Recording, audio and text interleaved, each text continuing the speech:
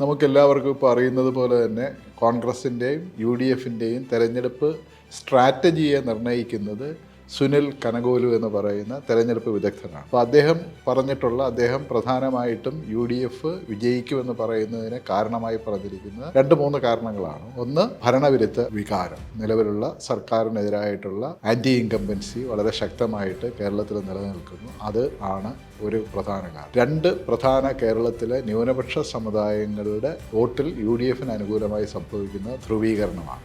അപ്പോൾ അതിൽ സ്പെസിഫിക്കായിട്ട് മലബാർ മേഖലയിൽ മുസ്ലിം ന്യൂനപക്ഷത്തിൻ്റെയും മധ്യ തിരുവിതാംകൂർ മേഖലയിൽ ക്രിസ്ത്യൻ ന്യൂനപക്ഷത്തിൻ്റെയും വോട്ടുകൾ UDFിന് അനുകൂലമായ ഒരു ധ്രുവീകരണം ഉണ്ടാകുമെന്നാണ് അദ്ദേഹത്തിൻ്റെ വിലയിരുത്തൽ.